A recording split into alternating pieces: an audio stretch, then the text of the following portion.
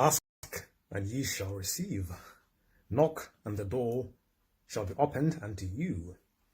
For whomsoever asks, ye shall receive. And whomsoever seeks, ye shall find. And whomsoever will knock, the door shall be opened unto you. Greetings, one and all. I hope you're okay, and I hope you're fine. It's a beautiful day, lovely, nice, and warm. Goodness me, I feel like spring is in the air. It's a good day for February to be this warm. It is amazing. It is fine. So definitely, it's a good day to ask, to seek, and to knock. If you're new to the channel, subscribe, follow me, and click the bell so you get notified when I go live. On whichever page you're watching from, if you like the page, follow. Greetings and a warm welcome to the Poetic Flows podcast, where we talk about poetry and the thrills of words and how they mingle with rhymes and much more. Hope you're okay, hope you're fine. It's a beautiful Monday. It is the 5th of February, and we're here to celebrate poetry at its best.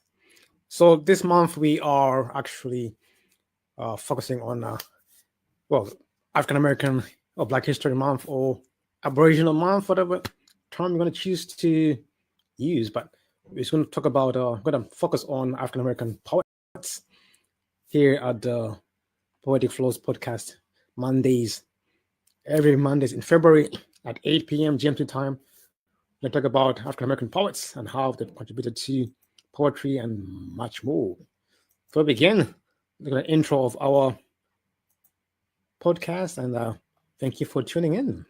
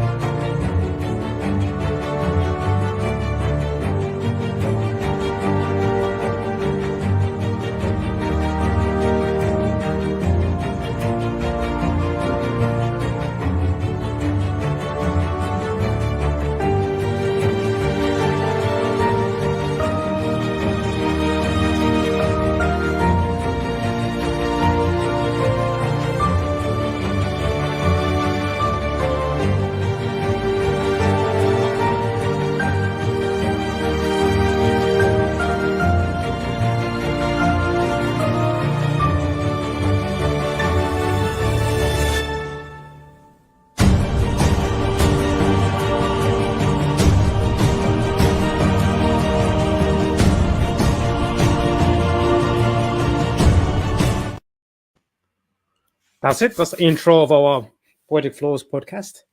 Thank you, one and all, for joining in. It is going to be a great half an hour to 40 minutes as we introduce, and then next week again, we're going to go on and talk more on other poets. But today is just, I would say, it's the art of poetry and African American poets. Some are quite known, some are not quite known. Try and at least go for a number of them so we can get to know who they are and what they have contributed, being African American or Black History Month, or I say the Aboriginal History Month, a time to celebrate. Got a whole month to go through down. As we said, we do this every day. Don't wait for one day to be yourself or celebrate.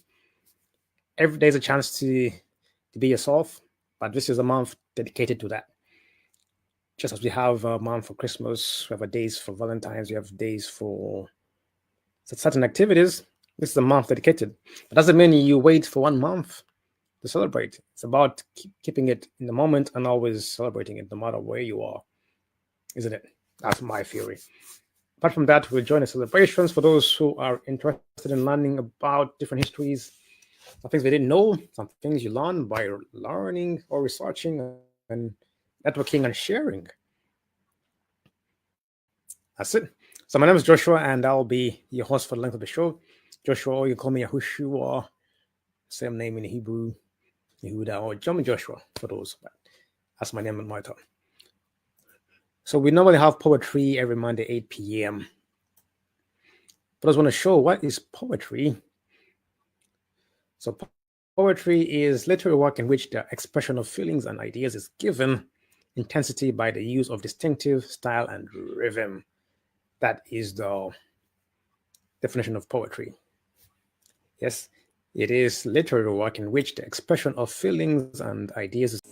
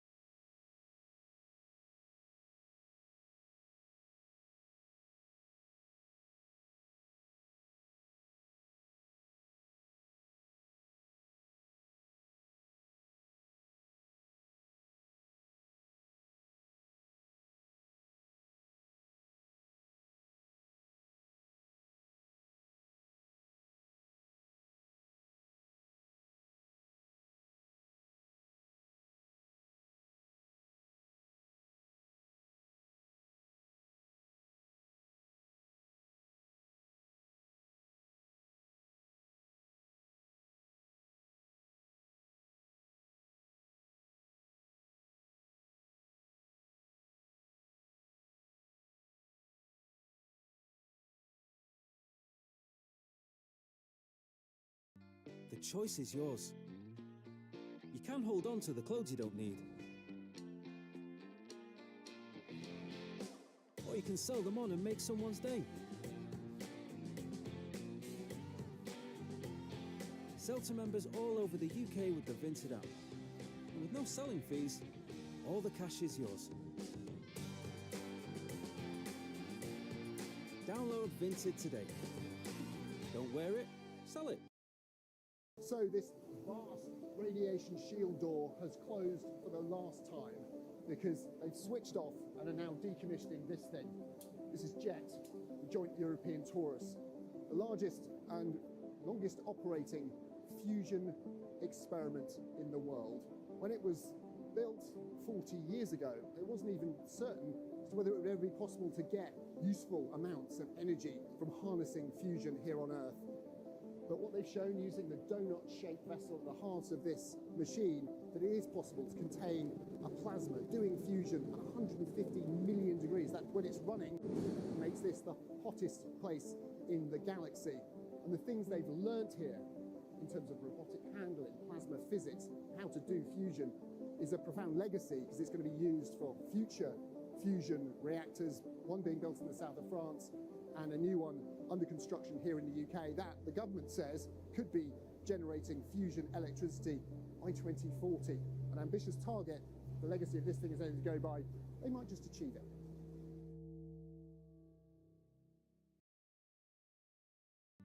The choice is yours. You can hold on to the clothes you don't need. Or you can sell them on and make someone's day. Sell to members all over the UK with the Vinted app. And with no selling fees, all the cash is yours. Download Vinted today. Don't wear it, sell it.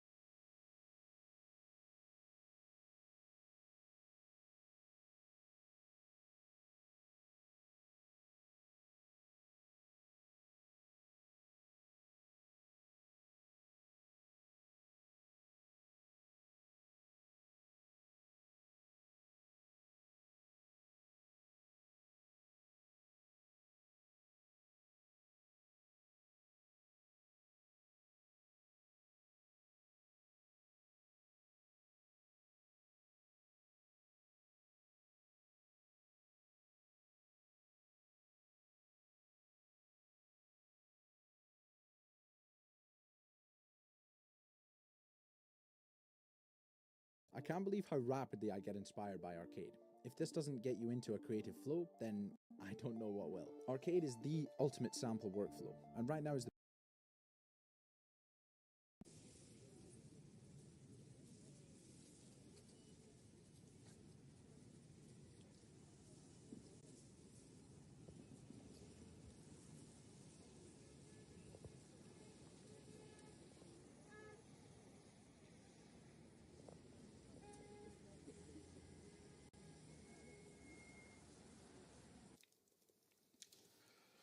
Люди продолжают идти и подходить к кладбищу. У нас там опять все заглушено, у нас и ни у кого нет никакой нормальной картинки, собственно,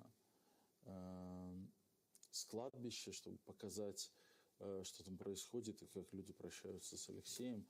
И мы поэтому сейчас в эфире еще немножко покажем, наверное, самых трудных моментов вот этой вот церемонии прощания, погребения, одновременно самых трудных и каких-то очень светлых, потому что там звучит любимая музыка Алексея, музыка, которая...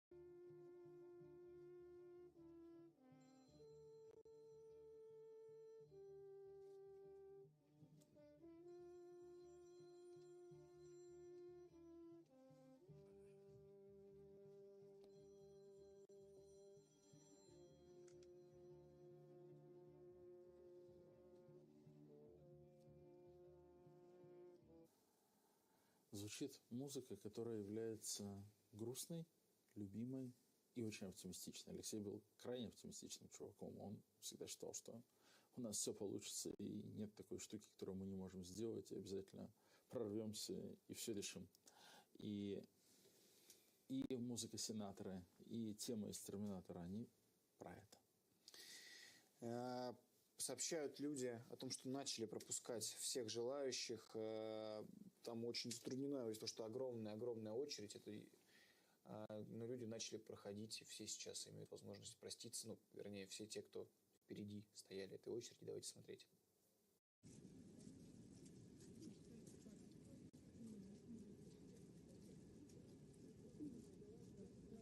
Россия будет свободной! Россия будет свободной! Россия будет свободной! Видите, люди идут, скандируют «Россия будет свободной». Также пост опубликовал и брат Алексея, Олег Навальный. Пост со словами «Спи спокойно, брат, и ни о чем не волнуйся». И публиковал совместную фотографию. В социальных сетях мы, видите, вот показываем с небольшим опозданием, все в небольшом оцепенении. Есть момент... Давайте показывать кадры, которые у нас есть в целом, без наших дополнительных комментариев. Ну, давайте посмотрим пост, конечно. Вот пост Олега Навального. Мы возвращаемся в студию. И давайте просто показывать кадры, как люди идут и скандируют.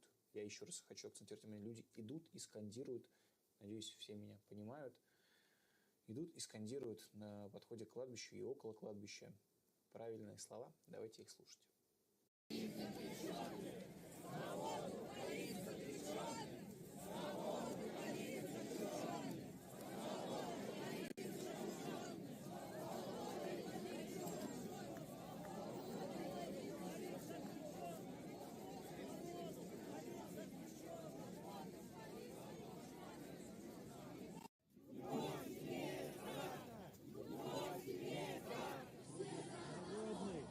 Россия будет свободной! Россия будет свободной! Россия будет свободной!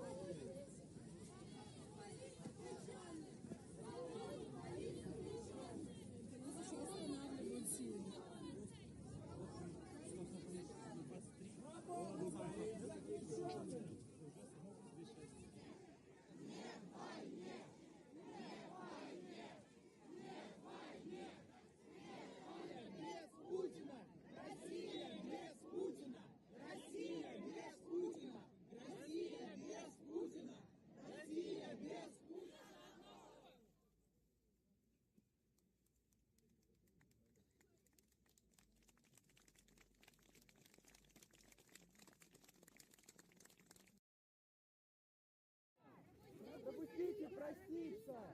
Пропустите проститься! Пропустите проститься! Пропустите проститься! Пропустите проститься! Пропустите проститься! Леша, мы с тобой! Леша, мы с тобой! Леша, мы с тобой! Леша, мы с тобой!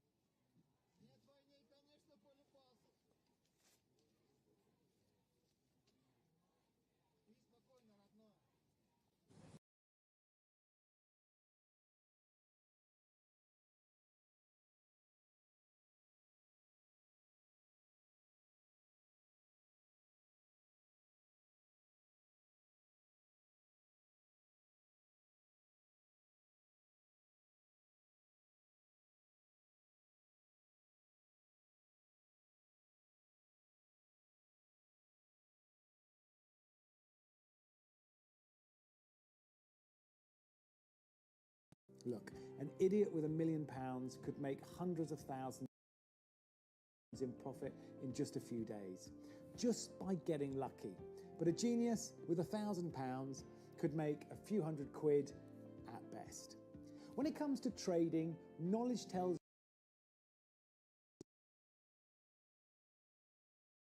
Among Europe's farmers, the anger is boiling over. This was supposed to be a day of demonstration in the middle of Brussels to say that agriculture is facing intolerable burdens, but it descended into conflict. The police finding themselves under attack again and again. Even those farmers who simply saw the violence unfold said they could understand its causes. I'm angry but not violent. Some farmers are getting violent, but I can understand in the basis that makes them so angry. Over the years we've had many discussions with the politicians and the parliament, and time over they've told us, we've heard you, we're going to make things change. Many of us are really starting to feel desperate. Within sight of the European Union's main headquarters, the streets were being set on fire. Well, we are within sight of the European Commission, but down here things have turned quite nasty between the protesters over there who are throwing fireworks, rocks, eggs, anything they can get their hands on, and the police who are using water cannon to try to control them. Behind all this are myriad grievances about onerous regulations, paperwork, withdrawn subsidies, and the effects of trade deals that have driven down prices. Many farmers think politicians just don't understand. What do you think of them? I asked Patrick de Dolodo, a Belgian farmer. The politicians over there, they're not serious people, he told me. Europe, he says, has too few exports and too many imports from places like Ukraine. Up the road, surrounded by police, the EU's agriculture ministers were meeting. They're under growing pressure to slim down environmental regulations faced by farmers. But outside, the city streets scarred by fire, fighting, and even dumped manure. The farmers are showing no sign that they're going to back down. Adam Parsons, Sky News, Brussels.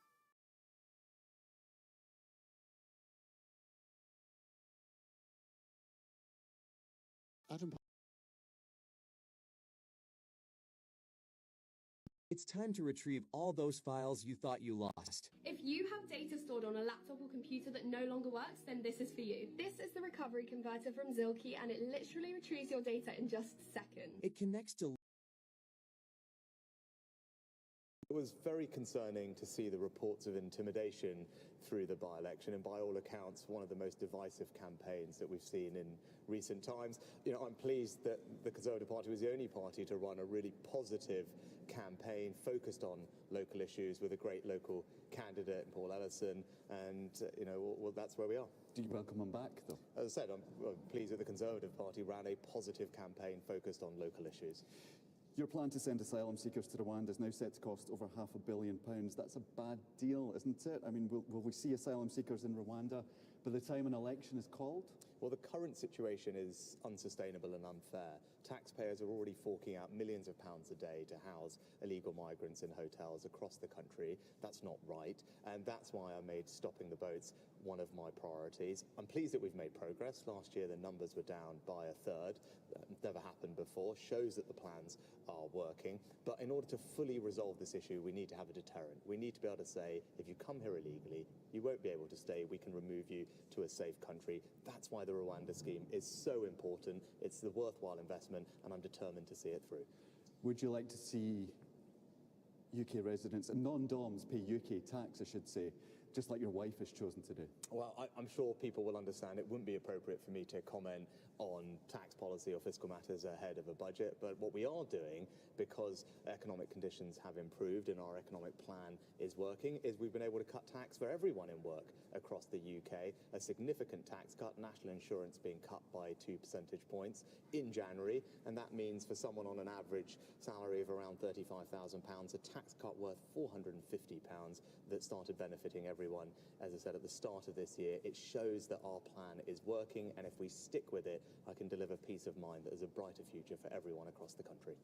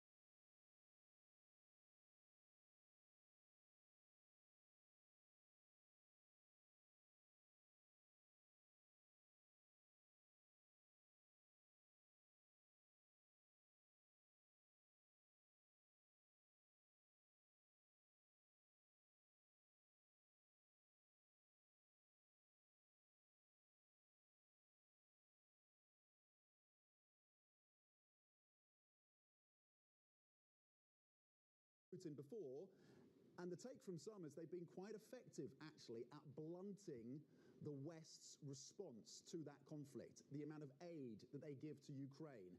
Is this the strategy, is this the ploy that Putin is playing again? How seriously do we take these threats? Yes, exactly. I think this is Putin's way of containing our support towards Ukraine by drawing a thick red line in telling us if you start doing certain things, in this case it's deployment of NATO forces on the Ukrainian territory, well then I will escalate to a nuclear level. This is not fundamentally new, you're right, but the fact that he repeats that thick red line is a way to kind of shake us into, because we were really at a phase where we were contemplating new options, new possibilities to actually come and help the Ukrainians, who are in a rather difficult situation right now. What do you expect the response then out of Brussels, across the European Union, to be to this? Are they seeing, is this another example of Putin crying wolf, or do they take this very seriously indeed? Is it again going to shape their response, or are they starting to look through these threats? I think there are two things here. First, you should always take nuclear rhetoric seriously, especially coming from a major nuclear power with more than 5,000 nuclear warheads. Second, you should also be more confident about your capacity to what we call manage escalation, which is it's not just Putin who can draw red lines, we can also draw red lines. However, the problem with that is last Monday there was a meeting of Western leaders to talk about the support to Ukraine, and here instead of redrawing those red lines, we actually made some, I would say, communication mistakes which constrain us and are going to constrain the options we have going forward. Well, I want to get your views on those communication mistakes as you characterise them, Fabrice. And it's worth noting for the audience as well, you've worked very closely in the past with the French President Macron. I believe you're alluding to him in terms of that communication. You were part of his political movement as well. So you know this, you know the president very well. You also, of course, former NATO director of policy planning. So you come to this with such deep experience. Was this a Macron who was overstepping the line? Was he misspeaking, or was this part of a strategy on the part of the French president? Well, first, I've not had the privilege to work closely with him, but I've had the chance to indeed be involved in the movement. I think it's twofold. First, when I say communication mistakes, sadly, this is a Franco-German alliance at its worst. It started with Chancellor Scholz explaining why he will not be delivering Taurus, long-range cruise missile. And the way he explained it actually gave the whole kind of cooking book to Vladimir Putin, saying, I cannot deliver Taurus because it means I have to put German specialists on the Ukrainian territory, which, by the way, technically is even not correct. You can do it from Berlin or from other places to do the targeting. So that started with Scholz kind of giving the whole handbook of escalation to Vladimir Putin on the long-range cruise missiles. And then it followed with Emmanuel Macron, talking about strategic ambiguity, which I think is the right kind of message, saying we are not going to tell what we're going to do and what we're not going to do, which is the kind of mistakes we always do when we manage this kind of conflict, is we always say what we're not willing to do. And in that case, Macron was correct. However, he went a bit too far in the sense that clearly he did not have the consensus, the backup from the other NATO Western leaders when he talked about, keeping the ambiguity on whether there should be more NATO troops on the Ukrainian territory. And that created a backlash with both the US, UK, and Germany coming out saying we are not going to do that ever. So this is not an option. And that, I think, undermined a lot our toolbox for basically escalatory options to kind of push back the envelope against Vladimir Putin. Okay, so that need for aligned communication across these Western powers then, Fabrice. We also had reporting, Bloomberg had some reporting around Ukrainian officials this week saying and warning that the defensive lines of Ukraine could be broken this summer, that you could see a major drive by Russia to break through those lines this summer. How do you see this conflict unfolding through this year? I was in Kiev myself twice this month, and indeed the outlook is pretty bleak, especially on the battle front. There is just a pure lack of quantity. You have 8 Russian artillery shells for 1 Ukrainian. even though the Ukrainians are more efficient, more precise, it just doesn't make up for the lack of quantity. And this is basically costing lives and costing villages and territory. So, and this is entirely on us, especially on the United States, who is not passing the supplemental bill that should actually provide the weapons and the support that the Ukrainian forces need. So I think the best case scenario for this year is that we get our act together in providing enough weapons, enough artillery shells, enough air defense system, so that the Ukrainians can hold the territory, hold the line, with the perspective that next year we'll be able to contemplate another push by the Ukrainians to regain their full territory. I don't think we can contemplate a full thrust by the Russian forces, but I think we can see a Russian tactic to try to chip away some small pieces of the front line to demoralize and to politically undermine our unity.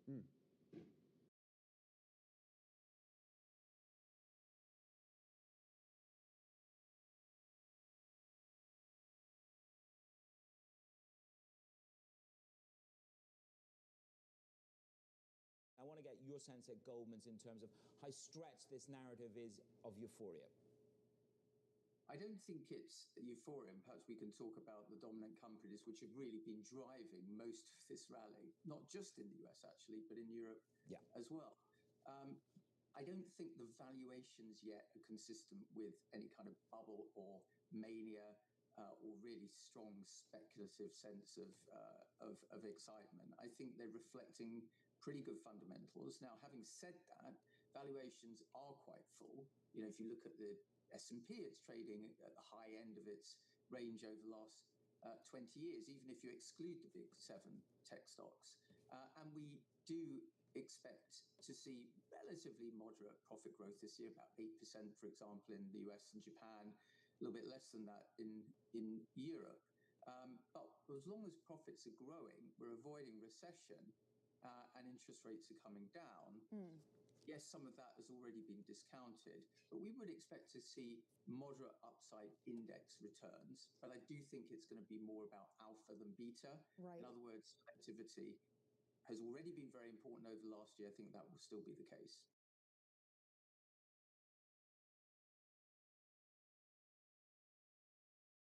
Let's talk about the markets in 2 minutes. Good to speak to you once again this morning. So we were wrestling with this idea that since the start of the year, we've pared back our expectations of rate cuts in the United States, but stocks don't seem to have minded that quite as much as we might have thought last year they would. Now, NVIDIA and AI is part of the answer. What do you make of that disconnect?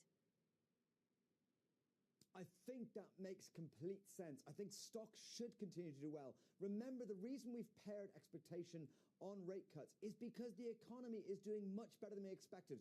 The consumer is strong, as Guy just outlined there, and people are continuing to spend, and therefore the threat now is that inflation rears its head again. The Fed turned dovish very, very early in December. I would argue it's appearing very prematurely. They look like they might be repeating the error of 2021 of being too dovish in a hot economy. And therefore, at the moment, there's a message from the economy going, these rates are not too tight for this economy, and that is good for stocks. And that's why, even though they're expensive, they can continue to gain from here. Okay, thinking ahead to next week then, Mark, we were also having a debate at the top of the programme whether we were going to be most surprised by some of the US political developments next week, or whether it be the Chinese NPC or the 2 meetings that take place in China. Where's your focus going to be? So I think they're both interesting. I think that obviously we'll get a lot of news and headlines out of the political side in the US. I'm not sure it's that big of a markets mover. We're not expecting anything to materially change. The State of the Union from Biden could talk about more spending, could promise more spending, and that'll feed into that inflationary narrative. And that's why, you know, we talked in yesterday's show that we expected PC to be slightly hot, but bond market dips to be bought and the bond market to rally in the short term. However, the backdrop is that once we get into next week, we're going to go back into playing the idea that yields need to go higher. We can't be cutting anytime soon. When the economy is hot, we're getting more spending. In China, MPC will also be important, but it's much more of an Asia story because, as we've talked about a lot, it is disconnected from the rest of the world.